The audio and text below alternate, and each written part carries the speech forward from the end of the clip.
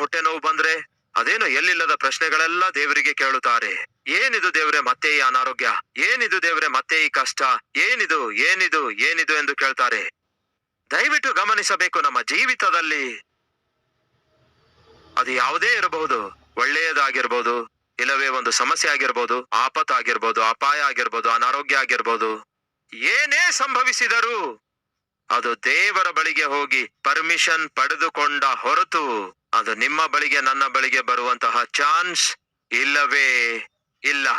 ನಿಮ್ಮ ತಲೆಯ ಮೇಲಿರುವಂತಹ ಒಂದು ಕೂದಲು ಉದುರಬೇಕಾದರೆ ಅದಕ್ಕೆ ಯಾರ ಅನುಮತಿ ಬೇಕು? ದೇವರ ಅನುಮತಿ ಬೇಕು. ಅರ್ಥವಾಯ್ತಾ? ನಿಮ್ಮ ತಲೆಯ ಕೂದಲು ಬೀಳುವುದಕ್ಕೋಸ್ಕರವೇ ದೇವರು ಪರ್ಮಿಷನ್ ಕೊಟ್ಟ ಹೊರತು ಉದುರದೇ ಇರುವಾಗ ನಿಮ್ಮ ವಿರುದ್ಧ ಯಾವ ಶತ್ರು ಬರಬಲ್ಲನು, ಯಾವ ಅಪಾಯ ಬರಬಲ್ಲದು, ಯಾವ ಆಪತ್ತು ಬರಬಲ್ಲದು ದೇವರು ಪರ್ಮಿಷನ್ ಕೊಡದೇ ಇದ್ದಾರೆ. ಯೋಬ ಯಾಕೆ ನಿನ್ನ ಭಜನೆ ಮಾಡುವುದೆಲ್ಲ ಮಾಡ್ತಾನೆ? ಯಾಕೆಂದರೆ ಯೋಬನ ಸುತ್ತಲೂ ನೀನು ಬೇಲಿ ಹಾಕಿದೀಯಲ್ಲವೇ ಎಂದು ಸೈತಾನ ಹೇಳ್ತಾನೆ. ಯಾಕೆಂದ್ರೆ ಯೋಬನಿಗೆ ಮುಟ್ಲಿಕ್ಕೆ ಆಗ್ಲಿಲ್ವಲ್ಲ, ಯೋಬನಿಗೆ ಯಾವ ಹಾನಿ ಮಾಡ್ಲಿಕ್ಕೆ ಆಗೋದಿಲ್ವಲ್ಲ, ಯೋಬನಿಗೆ ಟಚ್ ಮಾಡ್ಲಿಕ್ಕೆ ಆಗೋದಿಲ್ವಲ್ಲ. ಯಾಕೆಂದ್ರೆ ಯೋಬನ ಸುತ್ತಲೂ ನೀನೇನ್ ಹಾಕಿದಿ? ಬೇಲಿ ಹಾಕಿದೆಯಲ್ಲವೇ ಎಂದು ಸೈತಾನ ಹೇಳ್ತಾನೆ. ಕೇಳಿ ಸಹೋದರ ಸಹೋದರಿಯರೇ, ಅರ್ಥ ಮಾಡಿಕೊಳ್ಳಿರಿ. ನೀವು ಬಹು ಬೆಲೆಯುಳ್ಳವರಾಗಿದ್ದೀರಿ. ನೀವು ಬಹಳ ಬೆಲೆಯುಳ್ಳವರಾಗಿದ್ದೀರಿ. ಎಷ್ಟು ಬೆಲೆಯುಳ್ಳವರಾಗಿದ್ದೀರಿ ಗೊತ್ತಾ? ನೀವು ಕ್ರಯಕ್ಕೆ ಕೊಂಡುಕೊಳ್ಳಲ್ಪಟ್ಟಿದ್ದೀರಿ. ಸಾಧಾರಣವಾಗಿ ನಾವು ಹೇಳ್ತಾ ಇರ್ತೇವೆ, ನಿನ್ನ ತಲೆ ಮೇಲೆ ₹1 ಇಟ್ಟರು ಕೂಡ ಯಾರು ನಿನ್ನನ್ನು ಕೊಂಡುಕೊಳ್ಳಲ್ಲ ಅನ್ನುತ್ತೇವೆ. ಹೌದಲ್ಲವೇ? ಅಂದ್ರೆ ಅರ್ಥವೇನು? ₹1 ಕೊಟ್ಟು ನಿಮ್ಮನ್ನು ಯಾರು ಕೂಡ ಕೊಂಡುಕೊಳ್ಳಲಿಕ್ಕಾಗಲ್ಲ. ಇದು ವಾಸ್ತವವಲ್ಲವೋ? ಹೇಳ್ತೇನೆ ಕೇಳಿ. ₹100 ಕೊಟ್ಟರು ನಿಮ್ಮನ್ನು ಯಾರು ಕೊಂಡ್ಕೊಳ್ಳಲಿಕ್ಕಾಗಲ್ಲ. ₹100 ತಲೆ ಮೇಲೆ ಇಟ್ಟು ಕೊಂಡ್ಕೊ ಅಂದ್ರೆ ಕೊಂಡ್ಕೊಳ್ಳಲ್ಲ. ಆದರೆ ಇಂತಹ ನಿಮ್ಮನ್ನು, ನನ್ನನ್ನು, ಪ್ರಯೋಜನವಿಲ್ಲದ ನಿಮ್ಮನ್ನು ನನ್ನನ್ನು ಯಾರು ಕೊಂಡ್ಕೊಂಡಿದ್ದಾರೆ ಗೊತ್ತಾ? ಹೇಳ್ತೇನೆ ಕೇಳಿ. ದೇವರೇ ಕೊಂಡ್ಕೊಂಡಿದ್ದಾರೆ. ಎಷ್ಟು ಬೆಲೆ ಕೊಟ್ಟು ಕೊಂಡ್ಕೊಂಡಿದ್ದಾರೆ ಗೊತ್ತಾ? ತನ್ನ ಸ್ವಂತ ಮಗನನ್ನೇ ಕ್ರಯಧನವಾಗಿ ಪಕ್ಕದಲ್ಲಿಟ್ಟು ತನ್ನ ಮಗನಿಗೇನು ಮರಣಕ್ಕೆ ಒಪ್ಪಿಸುತ್ತಾನೆ, ನಿಮ್ಮನ್ನೇನು ಆತನು ಕೊಂಡುಕೊಳ್ಳುತ್ತಾನೆ. ಈಗ ಅರ್ಥವಾಗಬೇಕಾದದ್ದೇನೆಂದರೆ, ನೀವು ದೇವರ ದೃಷ್ಟಿಯಲ್ಲಿ ಬಹಳ ಬಹಳ ಬೆಲೆಯುಳ್ಳವರಾಗಿದ್ದೀರಿ. ಇಷ್ಟೊಂದು ಬೆಲೆಯುಳ್ಳಂತಹ ನಿಮ್ಮನ್ನು ದೇವರು ಕಾಪಾಡದಂತೆ, ಕನಿಕರಿಸಲಾರದಂತೆ ಹೇಗೆ ಇರುತ್ತಾರೆ? ಅದಕ್ಕೆ ಬೈಬಲ್ ಹೇಳುತ್ತದೆ, ನಿಮ್ಮನ್ನು ಕಾಪಾಡುವ ಯೆಹೋವನು ತೂಕಡಿಸುವುದಿಲ್ಲ, ನಿದ್ರಿಸುವುದಿಲ್ಲ. ಕಾರಣವೇನೆಂದರೆ ನೀವು ಬಹು ಬೆಲೆಯುಳ್ಳವರಾಗಿದ್ದೀರಿ. ಎಷ್ಟು ಬೆಲೆಯುಳ್ಳವರಾಗಿದ್ದೀರಿ ಗೊತ್ತಾ? ನಿಮ್ಮನ್ನು ಕೊಂಡುಕೊಳ್ಳಬೇಕಾದಾಗ ದೇವರು ತನ್ನ ಮಗನನ್ನೇ ಮಾರಬೇಕಾಯ್ತು. ನೀವು ಬೆಳ್ಳಿಯಿಂದಾಗಲಿ ಬಂಗಾರದಿಂದಾಗಲಿ ಕೊಂಡುಕೊಳ್ಳಲ್ಪಟ್ಟಿಲ್ಲ. ಆದರೆ ಯಾವುದರಿಂದ ಅಂತೆ? ಅಮೂಲ್ಯವಾದ ಯೇಸುವಿನ ರಕ್ತದ ಮೂಲಕ ನೀವು ವಿಮೋಚಿಸಲ್ಪಟ್ಟಿದ್ದೀರಿ. ಕ್ರಿಸ್ತನು ತನ್ನ ಅಮೂಲ್ಯವಾದ ರಕ್ತ ಸುರಿಸಿದ ಹೊರತು ನೀವು ನಾನು ಕೊಂಡುಕೊಳ್ಳಲಾಗಲಿಲ್ಲ. ನೀವು ಬಹು ಬೆಲೆಯುಳ್ಳವರಾಗಿದ್ದೀರಿ. ಅದಕ್ಕಾಗಿಯೇ ಹೇಳ್ತೇನೆ, ಈ ಬಹು ಬೆಲೆಯುಳ್ಳಂತಹ, ಉದಾಹರಣೆಗೆ ನಿಮಗೆ ಕಾರ್ ಅಂದ್ರೆ ಬಹಳ ಇಷ್ಟ ಅಂದುಕೊಳ್ಳಿ. ಯಾರಾದ್ರೂ ಸುಮ್ನೆ ಹೀಗೆ ಕಾರಿಗೆ ಆದುಕೊಂಡು ನಿಂತಿದ್ದಾರೆ ಅಂದ್ಕೊಳ್ಳಿ, ಸುಮ್ನೆ ಇರ್ತೀರಾ? ಎದ್ದೇಳಯ್ಯ, ಯಾಕೆ ಏನಾಯ್ತು? ಎದ್ದೇಳಯ್ಯ. ಕಾರಿಗೆ ಆದುಕೊಂಡು ನಿಂತ್ರೆ ಏಳು, ನಡೆ ನಡೆ ಅನ್ನುತ್ತೇವೆ. ಅವನಿಗೆ ಭಯ ಅನಿಸಿ ಓಡಿ ಹೋಗ್ತಾನೆ, ಯಾಕೆಂದ್ರೆ ಎಲ್ಲಿ ಹೊಡೆಯುತ್ತಾನೆಂದು. ಯಾಕೆ ಹಾಗೆ ಮಾಡ್ತೀರಿ? ನಿಮ್ಗೆ ಕಾರ್ ಅಂದ್ರೆ ಬಹಳ ಇಷ್ಟ ಇರುವುದರಿಂದ ಯಾರಾದ್ರೂ ಆದುಕೊಂಡ್ರೆ ಸಾಕು, ಎದ್ದು ಹೋಗೋ ಅನ್ನುತ್ತೀರಿ. ಅರ್ಥ ಮಾಡಿಕೊಳ್ಳಿ ಪ್ರಿಯರೇ, ನೀವು ನಾನು ದೇವರ ದೃಷ್ಟಿಯಲ್ಲಿ ಬಹು ಬೆಲೆಯುಳ್ಳವರಾಗಿದ್ದೇವೆ. ಸೈತಾನನು ಬಂದು ಆದುಕೊಳ್ಳುವ ಪ್ರಯತ್ನ ಮಾಡುವುದಾದ್ರೆ ದೇವರು ಒಪ್ಪಿಕೊಳ್ಳುವುದೇ ಇಲ್ಲ ಪ್ರಿಯರೇ. ಅದಕ್ಕಾಗಿಯೇ ಈಗ ಚೆನ್ನಾಗಿ ಅರ್ಥ ಮಾಡಿಕೊಳ್ಳಿ. ನಮ್ಮ ಜೀವಿತದಲ್ಲಿ ಒಂದು ಸಮಸ್ಯೆ ಆಗಲಿ, ಒಂದು ಕಷ್ಟವಾಗಲಿ, ಒಂದು ಅನಾರೋಗ್ಯವಾಗಲಿ, ಆಪತ್ತಾಗಲಿ ನಮ್ಮ ಬಳಿಗೆ ಬರಬೇಕಾದರೆ ಅದನ್ನು ದೇವರು ಅನುಮತಿಸುವಾಗಲೇ ಅದು ನಮ್ಮ ಬಳಿಗೆ ಬರುತ್ತದೆ. ದೇವರು ಅನುಮತಿಸಿದ್ರೆ ನನ್ನ ಬಳಿಗೆ ಬರುತ್ತೆ ಅಂತ ಯೋಚಿಸಿ ನೀವು ಲಾರಿಗೆ ಅಡ್ಡ ಹೋದ್ರೆ ಇದಕ್ಕೆಲ್ಲ ಪರ್ಮಿಷನ್ ಅವಶ್ಯಕತೆ ಇಲ್ಲ. ನೀವು ಹೋಗ್ತೇನೆ ಅನ್ನೋದಕ್ಕೆ ಪರ್ಮಿಷನ್ ಅವಶ್ಯಕತೆ ಇಲ್ಲ. ಹೇಳಲು ಇಚ್ಛಿಸುವುದೇನೆಂದ್ರೆ, ನಿಮ್ಮ ಜೀವಿತದಲ್ಲಿ, ನನ್ನ ಜೀವಿತದಲ್ಲಿ ಆತನ ಚಿತ್ತದ ಪ್ರಕಾರ ನಾವು ಜೀವಿಸುವುದಾದರೆ, ಆತನಿಗೆ ಇಷ್ಟಕರವಾಗಿ ನಾವು ಜೀವಿಸುವುದಾದರೆ, ಕಷ್ಟಕರವಾಗಿ ಕಾಣಿಸಿದರು, ಸಮಸ್ಯೆಯಾಗಿ ಕಾಣಿಸಿದರು, ಅಪಾಯವಾಗಿ ಕಾಣಿಸಿದರು, ಅದು ನಮ್ಮ ಹೃದಯಕ್ಕೆ ಗಾಯಗೊಳಿಸಿದರು, ಅದು ತಾತ್ಕಾಲಿಕ ಮಾತ್ರವೇ. ಪುತೋನಿ ಎಂಬ ದೆವ್ವ ಹಿಡಿದಿರುವ ಒಬ್ಬ ಸ್ತ್ರೀ ತನ್ನ ಜೀವಿತ ಆಕೆ ನಾಶ ಮಾಡಿಕೊಳ್ತಿರುವಾಗ ಪೌಲ ಸೀಲರು ಒಬ್ಬ ಸ್ತ್ರೀಗೆ ಪ್ರಾರ್ಥಿಸಿ ಬಿಡುಗಡೆ ಮಾಡುತ್ತಾರೆ. ಒಬ್ಬ ಸ್ತ್ರೀಗೆ ಪ್ರಾರ್ಥಿಸಿ ಬಿಡುಗಡೆ ಮಾಡಿದ್ದಕ್ಕೆ ಸಂತೋಷಿಸಬೇಕಾದ ಸೊಸೈಟಿ ಪೌಲ ಸೀಲರಿಬ್ಬರನ್ನು ಹೊಡೆಯಿಸಿ ಸೆರೆಮನೆಯಲ್ಲಿ ಬಂಧಿಸುತ್ತಾರೆ. ಏನಿದು ದೇವರೇ ನೀನು ಮಾಡಿದ್ದು ಎಂಬುದಾಗಿ ಹೇಳಿ ಅವರು ಅತ್ತರೋ ಇಲ್ಲ. ಹಾಗಾದ್ರೆ ಏನ್ ಮಾಡಿದ್ರು? ಅವರು ಪ್ರಾರ್ಥನೆ ಮಾಡಿದ್ರು, ಆನಂತರ ಮತ್ತೇನ್ ಮಾಡಿದ್ರು? ಹಾಡುಗಳನ್ನು ಹಾಡಿದ್ರು. ಯಾವಾಗ ಒಬ್ಬ ವ್ಯಕ್ತಿ ಹಾಡುಗಳನ್ನು ಹಾಡ್ತಾನೆ ಹೇಳಿ? ಬೈಬಲ್ ಹೇಳುತ್ತದೆ, ನಿಮ್ಮಲ್ಲಿ ಯಾವನಿಗಾದರೂ ಶ್ರಮೆ ಸಂಭವಿಸಿದೆಯೋ, ನಿಮ್ಮಲ್ಲಿ ಯಾವನಿಗಾದರೂ ಶ್ರಮೆ ಉಂಟಾಗಿದೆಯೋ ಅವನು ಪ್ರಾರ್ಥನೆ ಮಾಡಬೇಕು. ನಿಮ್ಮಲ್ಲಿ ಯಾವನಿಗಾದರೂ ಸಂತೋಷ ಉಂಟಾಗಿದೆಯಾ ಅವನು ಕೀರ್ತನೆಗಳನ್ನು ಹಾಡಬೇಕು. ಈಗ ಜಾಗ್ರತೆಯಿಂದ ಕೇಳ್ರಿ, ಅವರಿಗೆ ಶ್ರಮೆ ಉಂಟಾಗಿದೆ, ಹಾಗಾಗಿ ಅವ್ರೇನ್ ಮಾಡ್ತಿದ್ದಾರೆ? ಪ್ರಾರ್ಥನೆ ಮಾಡಿದ್ರು. ಮತ್ತೆ ಹಾಡು ಕೂಡ ಹಾಡಿದ್ರಲ್ಲವೇ? ಯಾಕೆ ಹಾಡನ್ನು ಹಾಡಿದ್ರು? ಈ ಶ್ರಮೆಯ ಹಿಂದೆ ದೇವರು ದೊಡ್ಡ ಆಶೀರ್ವಾದವನ್ನು ಕೂಡಿಸಿಟ್ಟಿದ್ದಾರೆ ಎಂದು ನಂಬಿರುವುದರಿಂದಲೇ ಅವ್ರೇನ್ ಮಾಡ್ತಾರೆ? ಹಾಡುಗಳನ್ನು ಹಾಡ್ತಾರೆ. ಅರ್ಥವಾಯ್ತಾ? ನಿಮಗಿರುವ ಶ್ರಮೆಗಳ ಹಿಂದೆ ದೇವರ ಆಶೀರ್ವಾದಗಳನ್ನು ಕೂಡಿಸಿಟ್ಟಿದ್ದಾರೆ ಎಂಬ ವಾಸ್ತವ ನೀವು ಗ್ರಹಿಸಿಕೊಳ್ಳುವುದಾದ್ರೆ, ಇರುವ ಶ್ರಮೆಗಳಿಗಾಗಿ ನೀವು ಪ್ರಾರ್ಥಿಸ್ತೀರಿ ಮತ್ತು ದೇವರು ಕೊಡ್ಲಿಕ್ಕಿರುವ ಶ್ರೇಷ್ಠವಾದ ಆಶೀರ್ವಾದಗಳಿಗಾಗಿ ದೇವರನ್ನೇ ಸ್ತುತಿಸುತ್ತೀರಿ. ಅವರಿಗೆ ಶ್ರಮೆ ಉಂಟಾಯ್ತು, ಮೈಯೆಲ್ಲ ಗಾಯಗಳಾಗಿವೆ. ಆ ಗಾಯಗಳು ಖಚಿತವಾಗಿ ಅವರಿಗೆ ನೋವನ್ನುಂಟು ಮಾಡುತ್ತಿವೆ. ಆ ಬಾಧೆ ಸಹಿಸಲಾರದೆ ಅವರು ಪ್ರಾರ್ಥನೆ ಮಾಡ್ತಾರೆ. ಆದರೆ ಆ ಶ್ರಮೆಯ ಹಿಂದೆ ದೇವರು ದೊಡ್ಡ ಆಶೀರ್ವಾದ ಕೂಡಿಸಿಟ್ಟಿದ್ದಾರೆ ಎಂದು ನಂಬಿ ಆ ದೇವರನ್ನು ಸ್ತುತಿಸ್ತಾರೆ ಹಾಡನ್ನು ಹಾಡುತ್ತಾ. ಕೊನೆಗೆ ನಡೆದದೇನು? ಅವರು ಪ್ರಾರ್ಥನೆ ಮಾಡುತ್ತಿರುವಾಗ ಅವರ ಪ್ರಾರ್ಥನೆಯಲ್ಲಿ ಅವರು ಬಳಸುತ್ತಿರುವ ಮಾತುಗಳು, ಅವರು ಹಾಡನ್ನು ಹಾಡುತ್ತಿರುವಾಗ ಆ ಹಾಡಿನಲ್ಲಿರುವಂತಹ ಅರ್ಥ ದೇವರು ಕೇಳ್ತಿದ್ದಾರೆ ಎಂಬುದಾಗಿ ಅವರು ಪ್ರಾರ್ಥಿಸುತ್ತಾರೆ, ಹಾಡುಗಳನ್ನು ಹಾಡುತ್ತಾರೆ. ಆದರೆ ದೇವರೇನ್ ಮಾಡ್ತಾರೆ ಗೊತ್ತಾ? ಪೌಲ ಸೀಲರೇ, ನಾನು ಮಾತ್ರ ಅಲ್ಲ ನಿಮ್ಮ ಪ್ರಾರ್ಥನೆಗಳು ಹಾಡುಗಳು ಕೇಳುವುದು, ಈ ಕೈದಿಗಳು ಕೂಡ ಕೇಳುತ್ತಿದ್ದಾರೆ ಅಂದ್ರು. ಆ ಸೆರೆಮನೆಯಲ್ಲಿರುವ ಕೈದಿಗಳೆಲ್ಲ ಮಾರ್ಪಟ್ಟರು ಪ್ರಿಯರೇ. ಅವರು ಮಾರ್ಪಟ್ಟರು ಎಂದು ಹೇಳುವುದಕ್ಕೆ ಕಾರಣ ಗೊತ್ತಾ? ಪೌಲ ಸೀಲರು ಪೆಟ್ಟು ತಿನ್ನುವುದಕ್ಕಾಗಿ ಕೂಡ ಇಷ್ಟಪಟ್ರು. ಅವರು ನಮ್ಮನ್ನು ಹೊಡೆದಿರೋದಾದರೆ ದೇವರು ಅನುಮತಿಸಿದ್ದಕ್ಕಾಗಿಯೇ ಹೊಡೆದಿದ್ದಾರೆ. ನಮ್ಮನ್ನು ತಂದು ಸೆರೆಮನೆಯೊಳಗೆ ಹಾಕಿರೋದಾದರೆ ದೇವರು ಪರ್ಮಿಷನ್ ಕೊಟ್ಟಿದ್ದಕ್ಕಾಗಿಯೇ ಅವರು ತಂದು ಹಾಕಿದ್ದಾರೆ. ದೇವರು ಪರ್ಮಿಷನ್ ಕೊಟ್ಟ ಹೊರತು ನಮಗೆ ಯಾರೊಬ್ಬರು ಹೊಡೆಯುವಂತದ್ದು ಸಾಧ್ಯವಾಗೋದಿಲ್ಲ. ದೇವರೇ ಪರ್ಮಿಷನ್ ಕೊಟ್ಟಿರುವಾಗ, ದೇವರೇ ನಮ್ಮನ್ನು ಸೆರೆಮನೆಯೊಳಗೆ ಹಾಕಿಸಲು ಅನುಮತಿಸಿರುವಾಗ, ಇದರ ಹಿಂದೆ ಅದ್ಭುತಗಳು ಅಡಕವಾಗಿ ಇದ್ದಿರ್ತವೆ. ಆ ಅದ್ಭುತಗಳು ಏನಾಗಿರಬಹುದು ನೋಡೋಣ ಎಂಬುದಾಗಿ ಅವರು ಧೈರ್ಯದಿಂದ ಕಷ್ಟದಲ್ಲಿಯೂ ಕೂಡ ದೇವರಿಗೆ ಪ್ರಾರ್ಥನೆ ಮಾಡ್ತಾರೆ. ಇಷ್ಟಕರವಾಗಿ ದೇವರನ್ನು ಆರಾಧಿಸುತ್ತಾರೆ. ಕೆಲವೊಂದು ಕ್ಷಣ ಮಾತ್ರದಲ್ಲಿಯೇ ಅದ್ಭುತಗಳನ್ನು ನೋಡಲು ಆರಂಭಿಸುತ್ತಾರೆ. ಒಂದು ಕಡೆ ಮಹಾಭೂಕಂಪ ಉಂಟಾಗುತ್ತೆ, ಅದ್ಭುತ. ಎರಡನೇದು, ಸೆರೆಮನೆಯ ಅಸ್ಥಿವಾರಗಳು ನಡುಗುತ್ತವೆ, ಕದಲುತ್ತವೆ. ಮೂರನೇದಾಗಿ ಸೆರೆಮನೆಯ ಬಾಗಿಲುಗಳು ತೆರೆದುವು. ನಾಲ್ಕನೇದು, ಕೊಳಗಗಳು ಕಳಚಿ ಬಿದ್ದು, ಸರಪಣಿಗಳು ಕಳಚಿ ಬಿದ್ದುವು. ಐದನೇದು, ಓಡಿ ಹೋಗಬೇಕಾದ ಕೈದಿಗಳು ಮಾರ್ಪಟ್ಟು ಅಲ್ಲೇ ಉಳ್ಕೊಳ್ಳುತ್ತಾರೆ. ಆರನೇದು, ಎಲ್ಲ ಕೈದಿ ಓಡಿ ಹೋದ್ರೇನೋ ಅಂದುಕೊಂಡು ಆ ಸೆರೆಯ ಅಧಿಪತಿ ಕತ್ತಿ ತೆಗೆದು ಹಿಡಿದುಕೊಳ್ಳುತ್ತಿರುವಾಗ, ನಿಲ್ಲು, ನೀನು ಯಾವ ಹಾನಿ ಮಾಡಿಕೊಳ್ಳಬೇಡ, ಯಾರು ಓಡಿ ಹೋಗಲಿಲ್ಲ ಅನ್ನುತ್ತಾರೆ. ಅದು ಹೇಗೆ ಸಾಧ್ಯವಾಯ್ತು? ಕೈದಿಗಳು ಓಡಿ ಹೋಗಬೇಕಲ್ಲವೇ? ಓಡಿ ಹೋಗ್ಲಿಲ್ಲ. ಕಾರಣ, ಮಾರ್ಪಟ್ಟಿದ್ರು. ಹೇಗೆ ಮಾರ್ಪಟ್ಟಿದ್ರು? ಪೌಲ ಸೀಲರು ಮಾಡಿರುವಂತಹ ಪ್ರಾರ್ಥನೆ ಕಠಿಣ ಹೃದಯವುಳ್ಳಂತಹ ಕೈದಿಗಳನ್ನು ಮಾರ್ಪಡಿಸಿತು. ಸಹೋದರರೇ, ಸಹೋದರಿಯರೇ, ನೀವು ನಿಮ್ಮ ಗಂಡನಿಗೋಸ್ಕರ, ನಿಮ್ಮ ಹೆಂಡತಿಗೋಸ್ಕರ, ನಿಮ್ಮ ಮಕ್ಕಳಿಗೋಸ್ಕರ ಮಾಡುವಂತಹ ಕಣ್ಣೀರಿನ ಪ್ರಾರ್ಥನೆ ಕಠಿಣ ಹೃದಯವುಳ್ಳಂತಹ ನಿಮ್ಮ ಗಂಡ, ಹೆಂಡತಿ, ಮಕ್ಕಳನ್ನು ಏನ್ ಮಾಡುತ್ತೆ ಗೊತ್ತಾ? ಮಾರ್ಪಡಿಸುತ್ತೆ. ನನ್ನ ಗಂಡ ಮಾರ್ಪಡ್ತಿಲ್ಲ, ಹೆಂಡತಿ ಮಾರ್ಪಡ್ತಿಲ್ಲ, ಮಕ್ಕಳು ಮಾರ್ಪಡ್ತಿಲ್ಲ ಎಂದು ಕಿರ್ಚಿ ಕೂಗಾಡಬೇಡಿ. ನೀವು ಮಾಡಬೇಕಾದದೆಲ್ಲ ಕರ್ತನ ಸನ್ನಿಧಿಗೆ ಬಂದು ಪ್ರಾರ್ಥನೆ ಮಾಡಿರಿ. ಅಯ್ಯ, ನನ್ನ ಗಂಡ ಮಾರ್ಪಡಬೇಕು, ಆ ಮಾರ್ಪಡುವಿಕೆ ನೀನೇ ತರಬೇಕು. ನನ್ನ ಹೆಂಡತಿಯಲ್ಲಿ ಮಾರ್ಪಡುವಿಕೆ ಬರಬೇಕು, ಅದನ್ನು ನೀನೇ ತರಬೇಕು. ನನ್ನ ಮಕ್ಕಳಲ್ಲಿ ಮಾರ್ಪಡುವಿಕೆ ಬರಬೇಕು, ಅದನ್ನು ನೀನೇ ತರಬೇಕು. ಈ ಪ್ರಾರ್ಥನೆ ಮಾಡದೆ ದೇವರ ಸನ್ನಿಧಿಯಲ್ಲಿ ಕಣ್ಣೀರು ಸುರಿಸದೆ ಕಾರ್ಯ ಹೇಗಾಗತ್ತೆ? ಯಾಕೋಬನೇ, ನೀನು ನನಗೆ ಮೊರೆ ಇಡುತ್ತಾ ಇಲ್ಲವೆಂದು ದೇವರೇ. ನೀವು ಪ್ರಾರ್ಥನೆ ಜೀವಿತ ಇಲ್ಲದೆ ಜೀವಿಸುತ್ತಿರುವಾಗ ಈ ಮಾತನ್ನು ಹೇಳುತ್ತಿರುವುದಾದರೆ ನಮ್ಮ ಆತ್ಮಿಕತೆ ಯಾವ ಮಟ್ಟದಲ್ಲಿದೆ ಎಂದು ಒಮ್ಮೆ ಯೋಚಿಸಿ. ಆ ದಿನ ಪೌಲ ಸೀಲರು ಮಾಡಿರುವ ಪ್ರಾರ್ಥನೆ ಕೈದಿಗಳು ಓಡಿ ಹೋಗಲಾರದಂತೆ ಮಾರ್ಪಡುವ ಹಾಗೆ ಮಾಡಿತು. ಅಷ್ಟೇ ಅಲ್ಲ ಪ್ರಿಯರೇ, ಕೈದಿಗಳು ಮಾರ್ಪಡ್ತಾರೆ. ಇದೆಲ್ಲವನ್ನು ಗಮನಿಸಿರುವ ಸೆರೆಮನೆಯ ಅಧಿಪತಿ ದೀಪ ತರಿಸಿ, ವಾಸ್ತವ ಗ್ರಹಿಸಿ ದೀಪ ತರಿಸಿ ಹೇಳುತ್ತಾನೆ, ಸ್ವಾಮಿಗಳೇ, ಸ್ವಾಮಿಗಳೇ, ಅಯ್ಯ ಸ್ವಾಮಿಗಳೇ, ನಿಮ್ಮ ದೇವರನ್ನು ನಂಬಬೇಕಾದರೆ ನಾನೇನು ಮಾಡಬೇಕು ಅನ್ನುತ್ತಾನೆ. ಯೇಸು ಕ್ರಿಸ್ತನಲ್ಲಿ ನಂಬಿಕೆ ಇಡು, ಆಗ ನೀನು ನಿನ್ನ ಮನೆಯವರೆಲ್ಲರೂ ರಕ್ಷಿಸಲ್ಪಡುತ್ತೀರಿ ಅಂದಾಗ, ಅಯ್ಯ, ಆ ಯೇಸುವಿನ ಕುರಿತು ಸ್ವಲ್ಪ ಹೇಳುವಿರಾ? ಖಚಿತವಾಗಿಯೂ ಹೇಳ್ತೇವೆ, ನನಗೊಬ್ಬನಿಗಷ್ಟೇ ಅಲ್ಲ, ನನ್ನ ಮನೆಯವರೆಲ್ಲರಿಗೂ ಹೇಳುವೀರಾ? ಖಚಿತವಾಗಿಯೂ ಹೇಳ್ತೇವೆ. ಹಾಗಾದರೆ ನನ್ನ ಮನೆಗೆ ಬರುವೀರಾ? ಖಚಿತವಾಗಿ ಬರ್ತೇವೆ ಅಂದ್ರು. ಆ ರಾತ್ರಿಯಲ್ಲಿಯೇ ಆ ಸೆರೆಯ ಯಜಮಾನ ಪೌಲ ಸೀಲರನ್ನು ತನ್ನ ಮನೆಗೆ ಕರೆದೊಯ್ದ ಪ್ರಿಯರೇ. ಪೌಲ ಶೀಲರು ಆ ಮನೆಯಲ್ಲಿ ವಾಕ್ಯವನ್ನು ಸಾರುತ್ತಾರೆ ಪ್ರಿಯರೇ. ಮನೆಯವರೆಲ್ಲರೂ ವಾಕ್ಯ ಕೇಳ್ತಾರೆ ಪ್ರಿಯರೇ. ಆ ರಾತ್ರಿ ಓದುತ್ತೇನೆ ಕೇಳಿ, 32ನೇ ವಚನ. ಆಮೇಲೆ ಅವನು ರಾತ್ರಿಯ ಅದೇ ಗಳಿಗೆಯಲ್ಲಿ ಅವರನ್ನು ಕರ್ಕೊಂಡು ಹೋಗಿ ಅವರ ಗಾಯಗಳನ್ನು ತೊಳೆದ ಕೂಡಲೇ, ರಾತ್ರಿಯ ಅದೇ ಗಳಿಗೆಯಲ್ಲಿಯೇ ಏನಂತೆ, ಅವನು ಅವರನ್ನು ಕರೆದುಕೊಂಡು ಹೋಗಿ ಅವರ ಗಾಯಗಳನ್ನು ತೊಳೆದನು. ಕೂಡಲೇ ತಾನೂ ತನ್ನ ಮನೆಯವರೆಲ್ಲರೂ ಸಹಿತವಾಗಿ ದೀಕ್ಷಾ ಸ್ನಾನ ಮಾಡಿಸಿಕೊಂಡರು.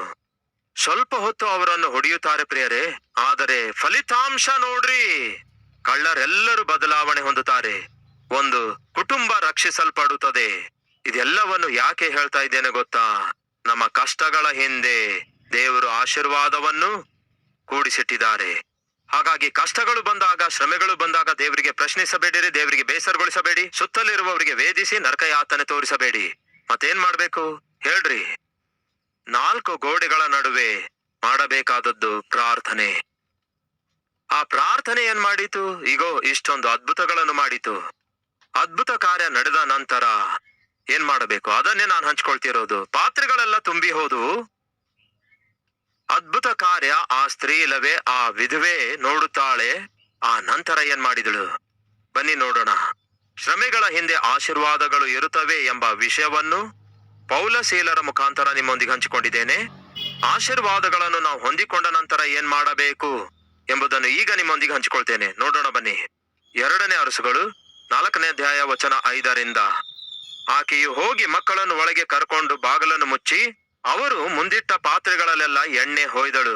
ಪಾತ್ರೆಗಳು ತುಂಬಿದಾಗ ಆಕೆಯು ಮಗನಿಗೆ ಇನ್ನೊಂದು ಪಾತ್ರೆಯನ್ನು ತಂದಿಡು ಅನ್ನಲು ಅವನು ಏನಂತೆ, ಪಾತ್ರೆಗಳು ತೀರಿದವೆಂದು ಉತ್ತರ ಕೊಟ್ಟನು. ಕೂಡಲೇ ಎಣ್ಣೆ ನಿಂತು ಹೋಯ್ತು.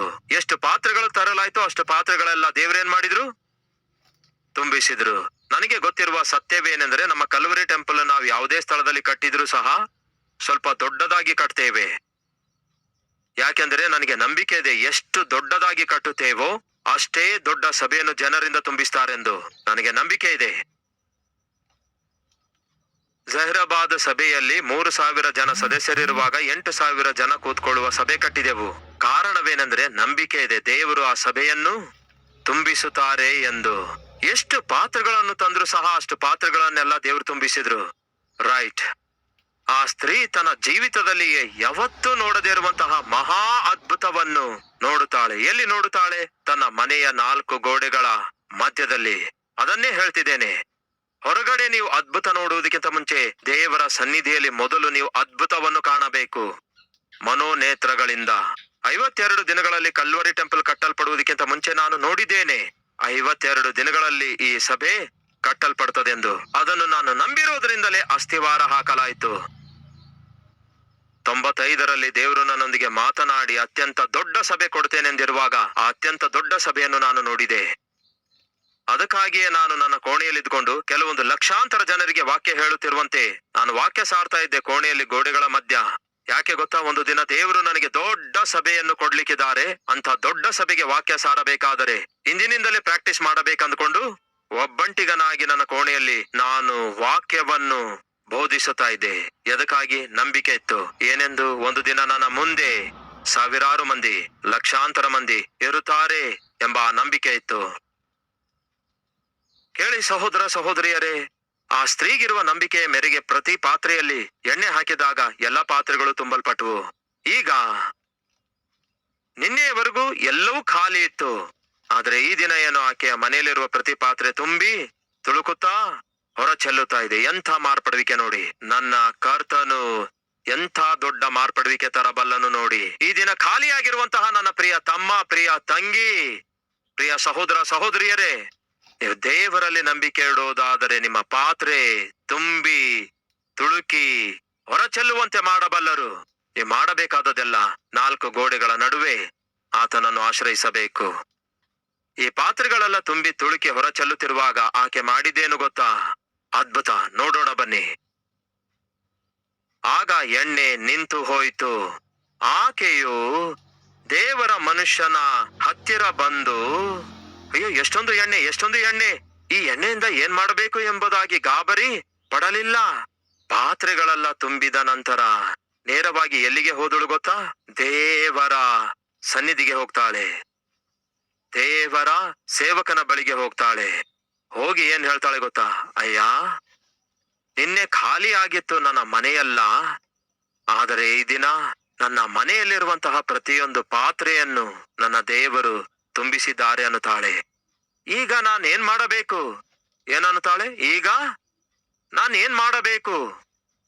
ಕೇಳ್ತಿದ್ದೇನೆ ಸಹೋದರ ಸಹೋದರಿಯರೇ, ನಿಮ್ಮ ಕೈ ಖಾಲಿಯಾಗಿರುವಾಗ, ನಿಮ್ಮ ಪರ್ಸ್ ಖಾಲಿಯಾಗಿರುವಾಗ, ನಿಮ್ಮ ಹೊಟ್ಟೆ ಖಾಲಿಯಾಗಿರುವಾಗ, ನಿಮ್ಮ ಬ್ಯಾಂಕ್ ಬ್ಯಾಲೆನ್ಸ್ ಖಾಲಿಯಾಗಿರುವಾಗ ದೇವರ ಮುಂದೆ ಬಂದು ಹತ್ತಿದಿರಲ್ಲವೇ? ದೇವರೇ, ನನ್ನ ಪರಿಸ್ಥಿತಿ ಏನಷ್ಟು ಚೆನ್ನಾಗಿಲ್ಲ, ಎಲ್ಲವೂ ಖಾಲಿಯಾಗಿದೆ ಎಂದು ಹೇಳಿ ಹತ್ತಿರಲ್ಲವೇ? ಮನೆಯಲ್ಲಿರುವಂತಹ ಅಕ್ಕಿ ಡಬ್ಬ ಖಾಲಿಯಾಗಿದೆ, ಮನೆಯಲ್ಲಿನ ಪಾತ್ರೆಗಳೆಲ್ಲ ಖಾಲಿಯಾಗಿವೆ, ಮಕ್ಕಳ ಹೊಟ್ಟೆ ಖಾಲಿಯಾಗಿದೆ, ಪರಿಸ್ಥಿತಿ ಏನು ಸರಿಯಾಗಿಲ್ಲ ದೇವರೇ ಎಂದು ಹೇಳಿ ದೇವರ ಮುಂದೆ ಬಂದು ಹತ್ತಿದಿರಲ್ಲವೇ? ಉದ್ಯೋಗ ಇಲ್ಲದೆ ನಾನು ಖಾಲಿಯಾಗಿರ್ತಿದ್ದೇನೆ ದೇವರೇ, ಒಂದು ಶಾಪ್ ತೆರೆದಿದ್ದೇನೆ ಆದ್ರೆ ಅದು ಖಾಲಿಯಾಗಿ ಬಿದ್ದಿದೆ, ಕಸ್ಟಮರ್ಸ್ ಬರದೆ ಖಾಲಿಯಾಗಿದೆ ಎಂದು ಹೀಗೆ ದೇವರ ಬಳಿಗೆ ಬಂದು ಹತ್ತಿದ್ದೀರಲ್ಲವೇ? ಹಾಗೆ ಕಣ್ಣೀರಿಟ್ಟಾಗ ದೇವರು ನಿಮ್ಮ ಕಣ್ಣೀರನ್ನು ನೋಡಿ ಕನಿಕರಿಸಿ ಖಾಲಿಯಾಗಿರುವ ನಿಮ್ಮ ಕೈಯನ್ನು, ಖಾಲಿಯಾಗಿರುವಂತಹ ನಿಮ್ಮ ಜೀವಿತವನ್ನು, ಖಾಲಿಯಾಗಿರುವ ನಿಮ್ಮ ಹೊಟ್ಟೆಯನ್ನು, ಖಾಲಿಯಾಗಿರುವ ನಿಮ್ಮ ಶಾಪ್ ಅನ್ನು ದೇವರು ತುಂಬಿಸಿದಾರಲ್ಲವೇ?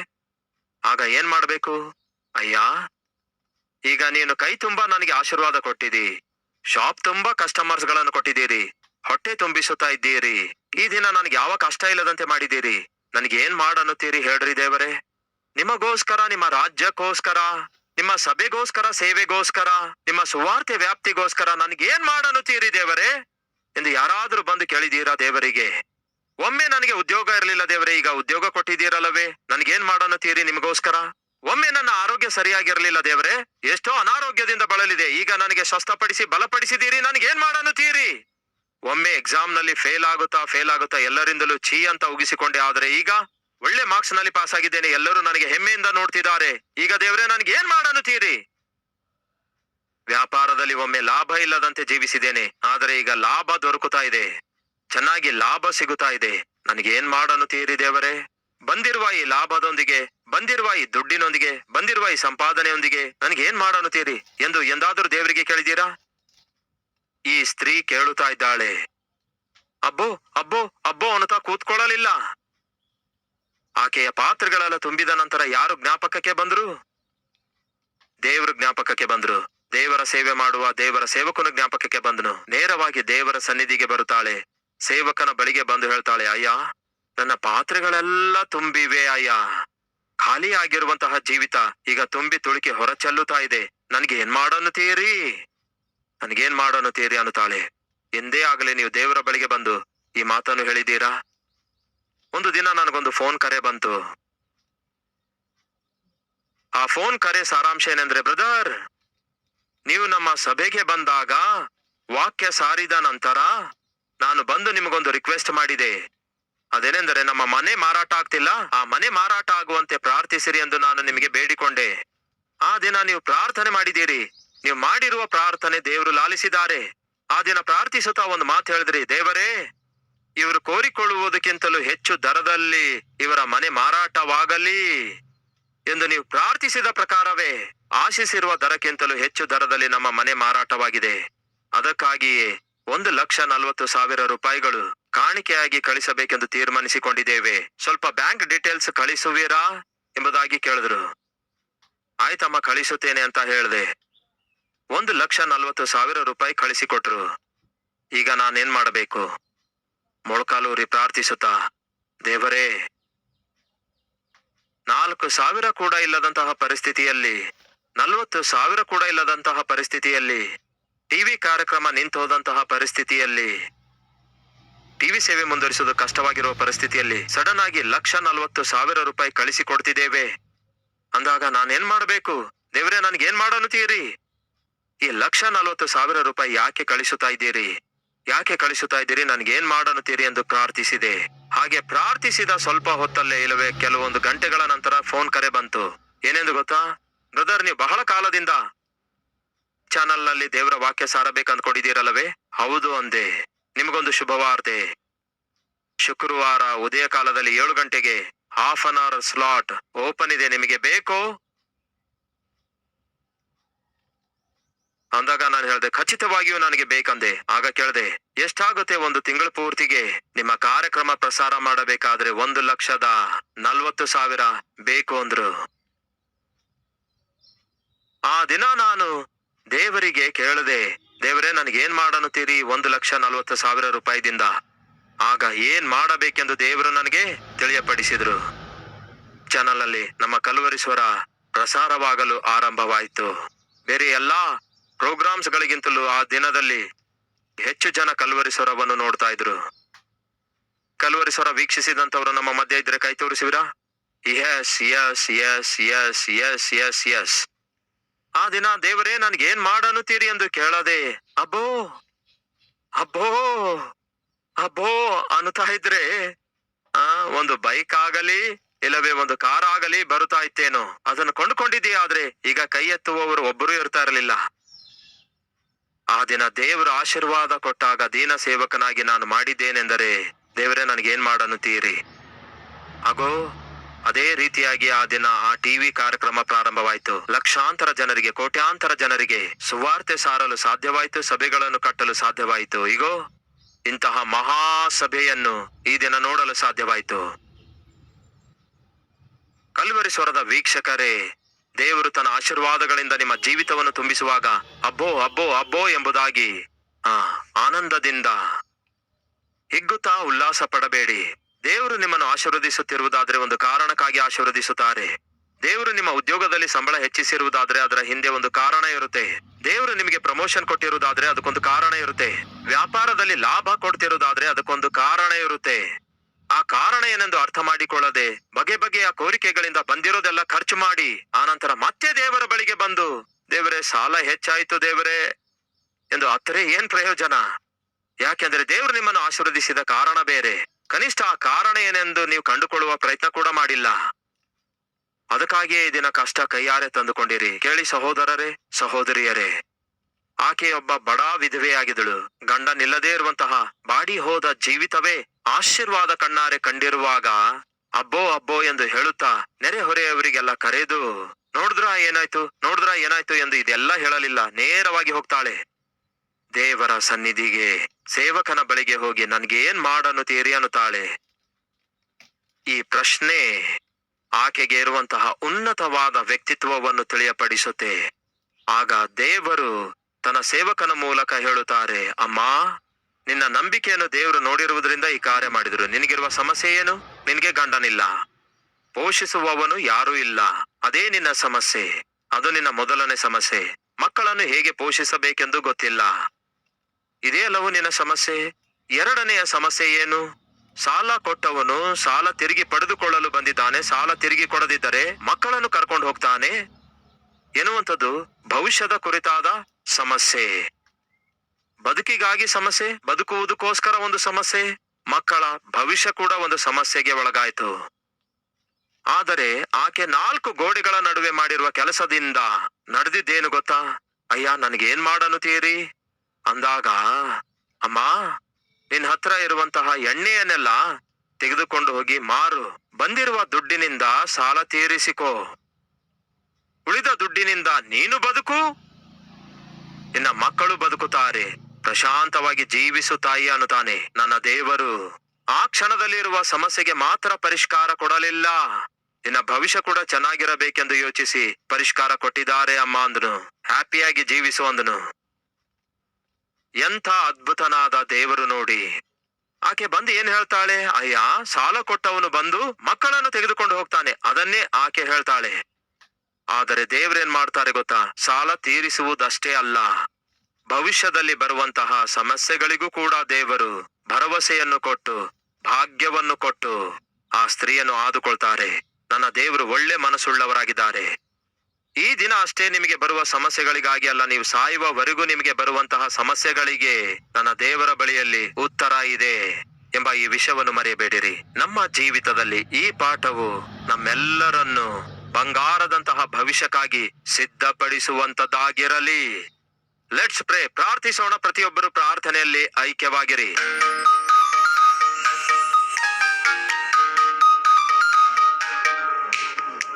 ಮಹಾಪರಿಶುದ್ಧನಾದ ಪ್ರೀತಿಯುಳ್ಳ ತಂದೆಯೇ, ಈ ನಿಮ್ಮ ಮಕ್ಕಳನ್ನು ಆಶೀರ್ವದಿಸಿರಿ ದೇವರೇ.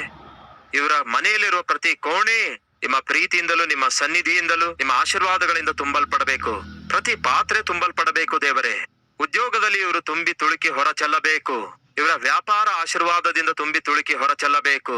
ವಿದ್ಯಾಭ್ಯಾಸದಲ್ಲಿ ಈ ಮಕ್ಕಳು ಅಭಿವೃದ್ಧಿ ಆಗಬೇಕು. ಪ್ರತಿಯೊಂದು ವಿಷಯದಲ್ಲಿ ದೇವರೇ ಇವರು ಆಶೀರ್ವದಿಸಲ್ಪಡಬೇಕು. ಅದೇ ಸಮಯದಲ್ಲಿ ಆಶೀರ್ವದಿಸಲ್ಪಟ್ಟ ನಂತರ ಗರ್ವಕ್ಕೆ ಅವಕಾಶ ಕೊಡದೆ ನಿಮ್ಮಿಂದ ದೂರ ಆಗದಂತೆ, ಏಸಯ್ಯಾ ನನಗೆ ಏನ್ ಮಾಡನ್ನುತ್ತೀರಿ, ಇಷ್ಟೊಂದು ನನ್ನನ್ನು ಆಶೀರ್ವದಿಸಿದ್ದೀರಿ, ಇಷ್ಟೊಂದು ನನಗೆ ಅಭಿವೃದ್ಧಿ ಪಡಿಸಿದ್ದೀರಿ, ನನಗೇನ್ ಮಾಡನ್ನುತ್ತೀರಿ ಎಂದು ನಿಮ್ಮ ಸನ್ನಿಧಿಗೆ ಬಂದು ಅವರು ಹೊಂದಿಕೊಂಡಿರುವ ಆಶೀರ್ವಾದಗಳನ್ನು ಮತ್ತಷ್ಟು ಆಶೀರ್ವಾದಕರವಾಗಿ ಮಾರ್ಪಡಿಸುವಂತಹ ಮನಸ್ಸನ್ನು ಎಲ್ಲರಿಗೂ ದಯಪಾಲಿಸಿರಿ. ಆ ಒಬ್ಬ ಸಹೋದರಿ ಫೋನ್ ಕರೆ ಮಾಡಿ, ಅಯ್ಯಾ ನೀವು ಮಾಡಿರುವ ಪ್ರಾರ್ಥನೆಯನ್ನು ದೇವರು ಲಾಲಿಸಿದ್ದಾರೆ, ಈಗೋ ಈ ಕಾಣಿಕೆಯನ್ನು ಕಳಿಸುತ್ತಿದ್ದೇವೆ. ಆ ದಿನ ನಾನು ಕೇಳಿದೆ, ನನಗೇನ್ ಮಾಡನ್ನುತ್ತೀರಿ ದೇವರೇ ಈ ಕಾಣಿಕೆಯಿಂದ ಎಂದು. ಆ ರೀತಿಯಾಗಿ ತಾನೇ ಮಾ ಟಿವಿಯಲ್ಲಿ ಸುವಾರ್ತೆಯ ಸೇವೆ ಪ್ರಾರಂಭವಾದದ್ದು. ಎಷ್ಟೋ ಲಕ್ಷಾಂತರ ಜನರು ಸುವಾರ್ತೆಯನ್ನು ಕೇಳಿದ್ರು, ಎಷ್ಟೋ ಲಕ್ಷಾಂತರ ಜನರು ರಕ್ಷಿಸಲ್ಪಟ್ರು. ದೇವರೇ, ನಮ್ಮ ಕೈಗಳು ಆಶೀರ್ವಾದದಿಂದ ತುಂಬಲ್ಪಟ್ಟಾಗ ನಾವು ಸುಮ್ಮನೆ ಸೇವಕರಿಗೆ ವಿರುದ್ಧವಾಗಿ ಸೈತಾನನು ಕಲ್ಪಿಸುವ ಯಾವ ಆಲೋಚನೆ, ಯಾವುದೇ ಆಯುಧವು ನಿಲ್ಲಲಾರದಂತೆ ನಾಶನ ಮಾಡಿರೆಂದು ಯೇಸು ಕ್ರಿಸ್ತನ ನಾಮದಲ್ಲಿ ಬೇಡಿ ಹೊಂದಿದ್ದೇವೆ ತಂದೆಯೇ, ಆಮೇನ್.